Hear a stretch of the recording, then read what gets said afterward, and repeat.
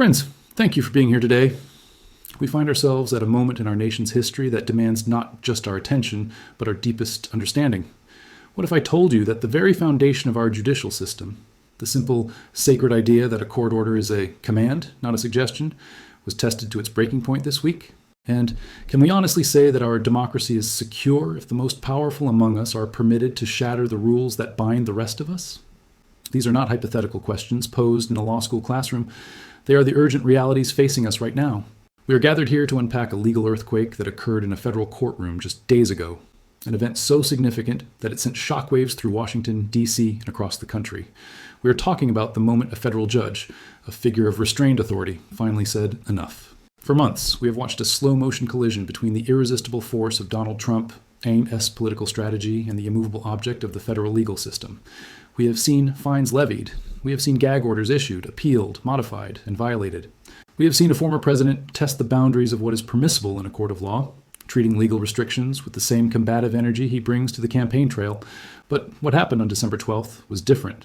It was not a procedural skirmish. It was not a debate over scheduling or the admissibility of evidence. It was a confrontation over the most fundamental power a judge possesses, the power to enforce their own orders. In this extensive analysis, we are going to walk through exactly what happened, step by step. We will look at the specific red-handed violation that caused a judge to erupt in a way rarely seen from the bench. We will examine the nuclear option that is now on the table, the genuine threat of jail time for a former president. And perhaps, most importantly, we will discuss what this means for the future of the rule of law in America. Because when the dust settles, this story isn't just about one man or one judge. It is about whether the system itself can hold. To truly understand the magnitude of this event, we must first transport ourselves directly into the heat of that federal courtroom. Federal courts are typically places of quiet dignity. They are controlled environments where passions are tempered by procedure, where attorneys speak in measured tones, and where judges rule with a stoic, almost detached demeanor. It is rare for a federal judge to raise their voice. It is rarer still for them to express visible anger. But on this day, the atmosphere was electric with tension. According to multiple reporters present in the room, the judge unleashed one of the most blistering courtroom tirades in modern legal history. This was not a lecture. It was a dressing down. The judge's voice reportedly rose to a level that startled the seasoned legal journalists and attorneys in attendance. She used words that carry immense weight in the legal profession. Words like flagrant disregard and contempt for this court's authority. Why such a reaction? Because Donald Trump wasn't just caught bending the rules. He wasn't operating in a gray area where a clever lawyer could argue interpretation. He was caught doing the exact thing the judge had explicitly, in writing, forbade him from doing. The evidence was not circumstantial. It was undeniable. Imagine for a moment you are a parent who has told a child not to touch a hot stove. You have written it down. You have made them sign a paper saying they understand. And then, right in front of you, they place their hand on the burner and look you in the eye. That is the level of defiance the court was dealing with. But this is not a household dispute. It is a federal criminal proceeding involving national security secrets. The judge characterized the defendant's behavior as an affront to the justice system itself. This is profound language. She wasn't saying he annoyed her personally. She was saying his actions attacked the institution of justice. Trump, for his part, sat at the defense table, reportedly visibly fuming. This wasn't a standard legal setback where a motion is denied. This was a sitting federal judge looking a former president in the eye and declaring that he had shown deliberate defiance.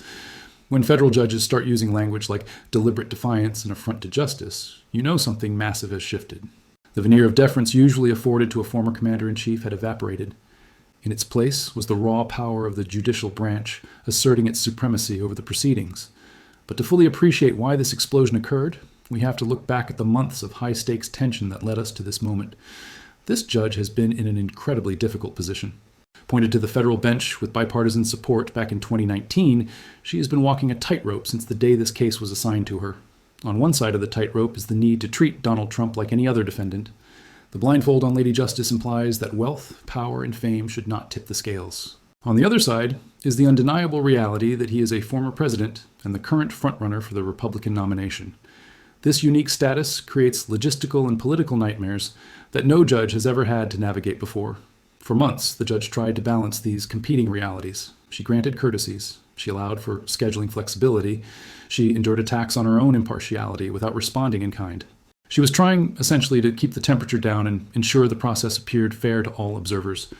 Early in the case, she issued a protective order, Now, protective orders are standard in cases involving classified documents or sensitive witnesses. Their purpose is simple: to ensure that the evidence shared with the defense team during the discovery phase is not leaked to the public. This is crucial for two reasons. First, to protect national security. Second, to ensure that witnesses, people who are doing their civic duty by testifying, are not harassed, threatened, or intimidated. According to a Politico report from December 8th, the protective order in this case was crystal clear. It wasn't full of legalese or ambiguous clauses. It laid out in explicit terms what Trump could and could not say publicly. It specifically prohibited the public discussion of certain evidence, the naming of witnesses, or the revelation of details that could taint the jury pool.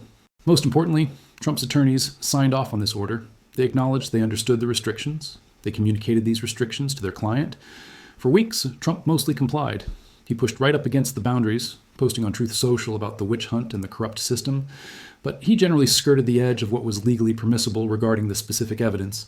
But then came December 10th. On that day, the rubber met the road.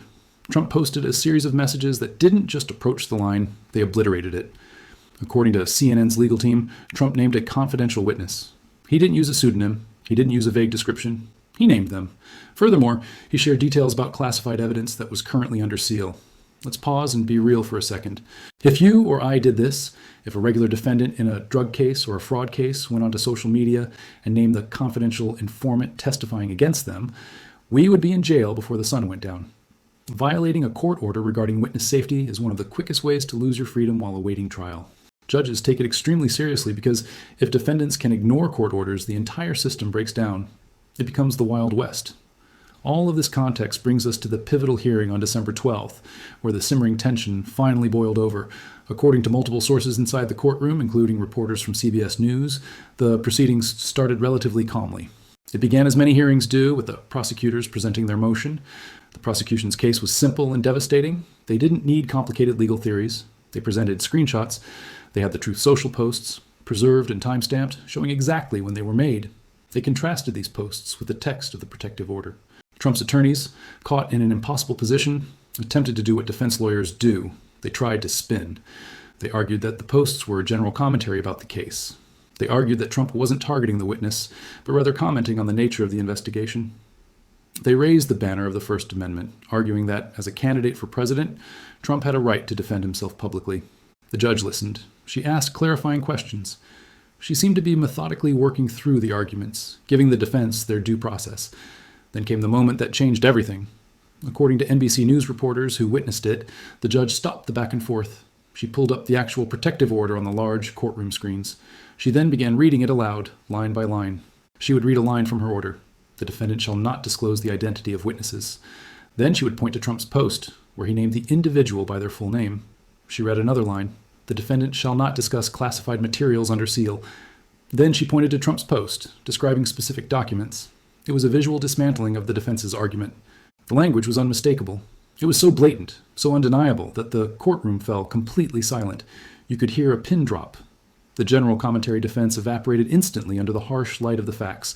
When Trump's lead attorney reportedly tried to interject, to offer some explanation or mitigation, the judge raised her hand and silenced him. She wasn't finished. Turning directly to Donald Trump, she delivered the rebuke that will be quoted in history books. "Mr. Trump," she said, "do you understand that when this court issues an order, it is not a suggestion? It is not a guideline for your attorneys to interpret creatively. It is a binding legal directive that you are required to follow."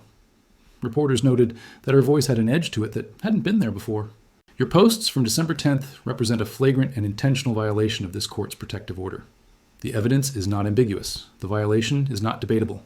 You did exactly what this court explicitly forbade you from doing. Trump, according to observers, sat forward in his chair, his face reddened. His attorneys were frantically passing him notes, clearly trying to keep him from reacting, from shouting out, from making the situation exponentially worse.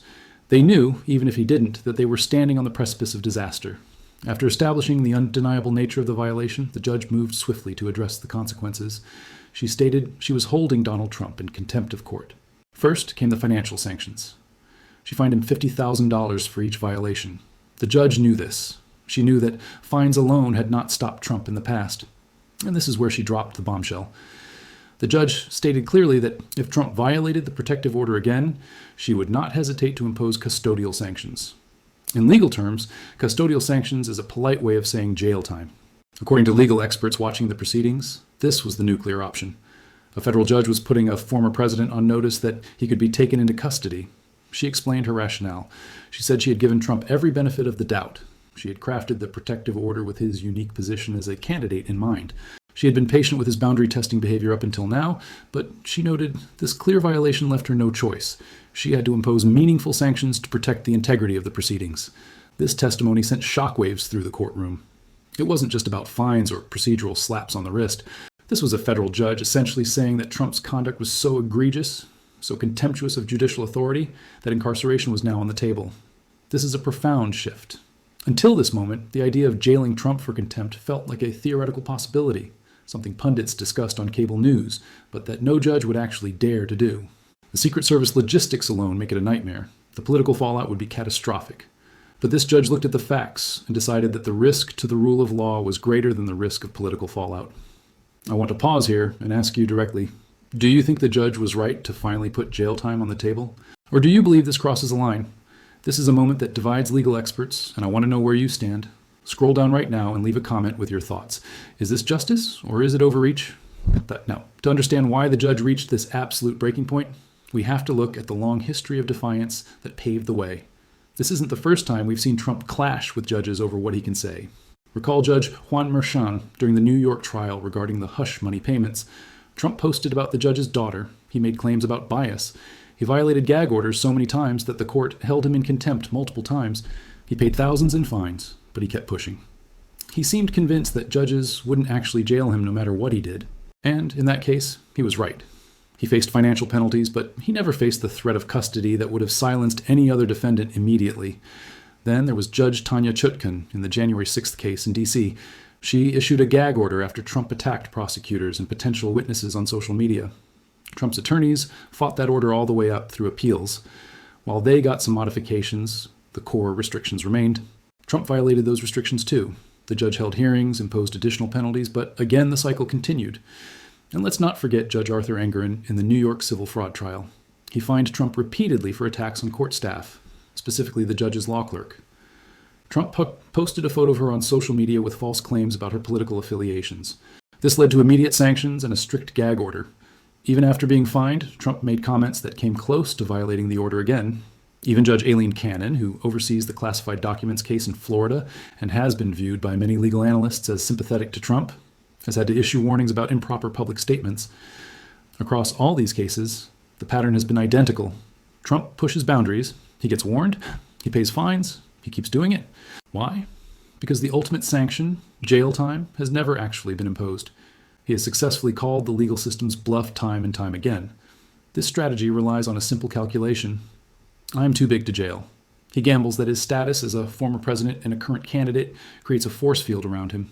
He gambles that judges will be too afraid of appearing political or too worried about the logistical nightmare to enforce their orders with the only tool that actually works. But now it looks like that strategy has finally met a wall. This judge signaled that the calculation has changed. She signaled that the judicial system may no longer accept fines as a sufficient deterrent for a wealthy defendant who treats them as a marketing expense. So we must ask ourselves, why does this specific ruling matter so much more than the headlines we see every day? Why is it more than just another headline in the endless cycle of Trump legal news?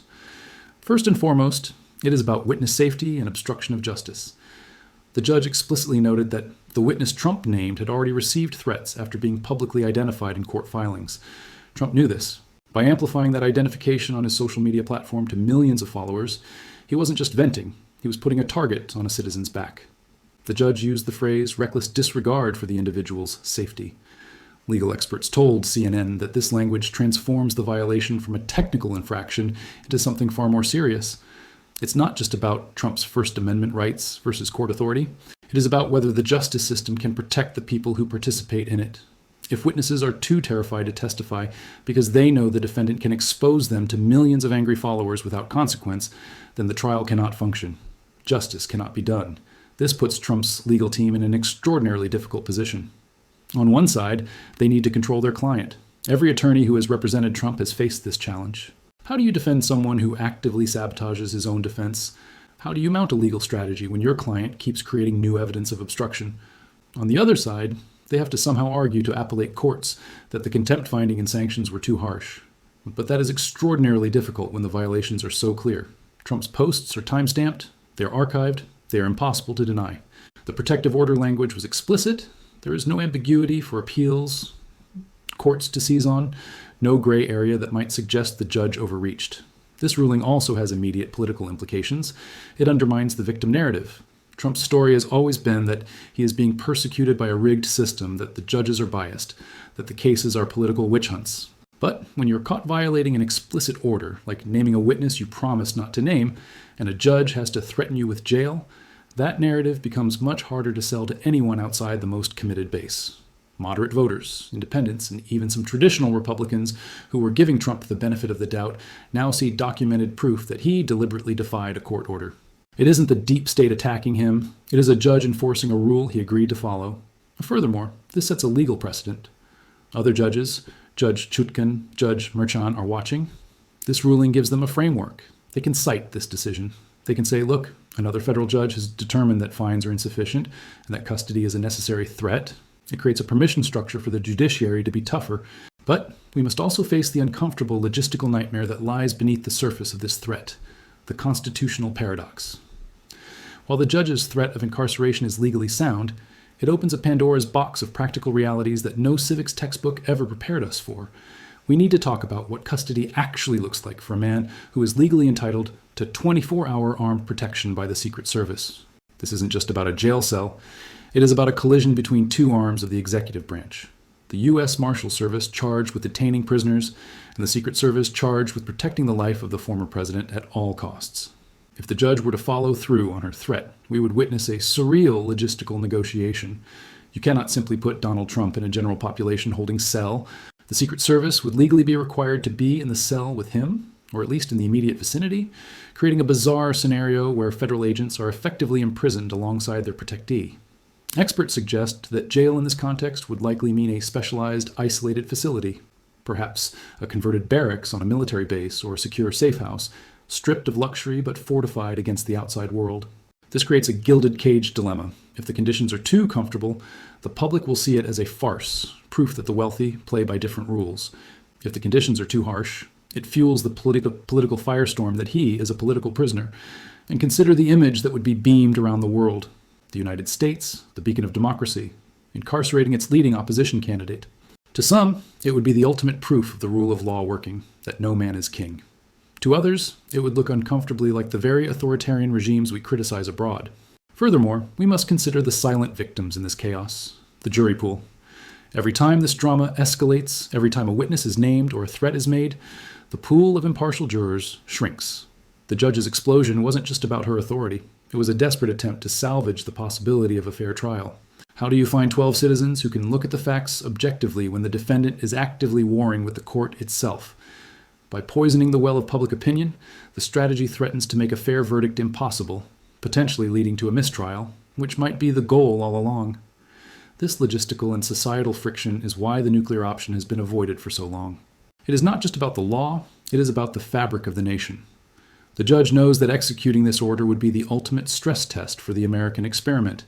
It forces the Secret Service, the Marshals, the Bureau of Prisons, and the courts to dance on the head of a pin, all while the world watches to see if they stumble. And this brings us to the most cynical, yet strategically complex aspect of this entire saga, the martyrdom strategy. In any standard legal defense, the goal is simple: minimize punishment. You stay quiet, you comply, you try to make the judge view you favorably. But we must recognize that we are not watching a standard legal defense. We are watching a political campaign that has effectively annexed the courtroom as its primary stage. There is a perverse incentive structure at play here that turns traditional legal logic on its head. For the vast majority of defendants, a threat of jail is a terrifying deterrent that ensures immediate compliance. But for Donald Trump, there's a very real, very dark calculation being made by his inner circle. They are asking themselves a question that sounds insane in any other context. Is getting thrown in jail actually the best thing that could happen to the campaign? Consider the mechanics of his response. Within minutes of the judge's ruling, fundraising emails were almost certainly hitting inboxes across America. The message is always the same. The deep state is trying to silence me. They want to put your favorite president in a cage because he fights for you. The narrative writes itself. Every fine, every gag order, every contempt finding is immediately weaponized into a badge of honor. It becomes proof that he is the ultimate outsider fighting a corrupt system. This creates a devastating trap for the judge. If she sanctions him lightly, he mocks the system, pays the fine, and proves he is untouchable. If she sanctions him heavily, like actually revoking his bail and sending him to jail, she risks turning him into a political martyr of historic proportions in the eyes of his supporters. He knows this. He is counting on it. He is effectively daring the court to make him a legend. This strategy of defiance as marketing does something even more dangerous than violating a protective order. It normalizes the delegitimization of our institutions. When a leader openly treats a court order as a partisan attack rather than a legal obligation, it invites millions of citizens to view the law as subjective. It suggests that laws are only valid if you agree with the judge who issued them. It erodes the social contract that says we all play by the same rules, win or lose. We are witnessing the collision of two distinct realities. In the reality of the courtroom, facts matter, statutes matter, and the rules of evidence apply. In the reality of the campaign trail, only the narrative matters. Trump is betting that the narrative is stronger than the law. He is betting that if he can convince enough voters that the judge is the villain, the legal outcome won't matter. This leaves the judge with an agonizing choice. She must enforce the law to protect the integrity of her court, but she knows that by doing so, she may be handing the defendant the very political ammunition he craves. It is a high-stakes game where the rule of law is the board and the stability of the republic are the pieces. The question is no longer just, will he violate the order? It is, does he want to be punished? And if the answer is yes, how does a justice system designed to deter crime handle a defendant who sees punishment as a promotion? If you're finding this breakdown helpful and want to stay ahead of these unprecedented legal events, please take a moment to hit the like button and subscribe to the channel. Your support helps us continue to bring you these deep dive analyses. Friends, as we reach the end of this analysis, we are left with the profound gravity of what lies ahead. The legal system is currently engaged in a high-stakes stress test. We are testing whether the rules written on parchment centuries ago can still constrain a man with the resources and reach of a modern media tycoon and former president. If Trump had continued violating orders without meaningful consequences, it would have sent a devastating message that judges are powerless to control defendants who have enough public support. It would have proven that there are indeed two systems of justice, one for the rich and powerful and one for everyone else. This ruling pushes back against that notion. It reasserts the uncomfortable but necessary truth that court orders mean something. It says that the dignity of the court and the safety of witnesses are more important than a candidate's desire to post on social media. However, the story is not over. Hours after the hearing, Trump posted on Truth Social again. He didn't violate the protective order, but he came right up to the line, complaining about being silenced. He is testing the boundaries again. He is seeing if the judge is bluffing. We are now in a game of brinkmanship. Will Trump actually comply now that jail is on the table? Or will his instinct to fight, to dominate, to never back down, force him to cross the line one more time? And if he does, will the judge follow through? The nation holds its breath, because if she does, if a former president is taken into custody for contempt of court, we enter uncharted territory. But if she doesn't, and he violates the order again with impunity, then we have lost something precious, the assurance that in America, no man is above the law. Thank you for your time and attention to this critical matter. It is through understanding these complex events that we, the people, can stay vigilant in the defense of our republic.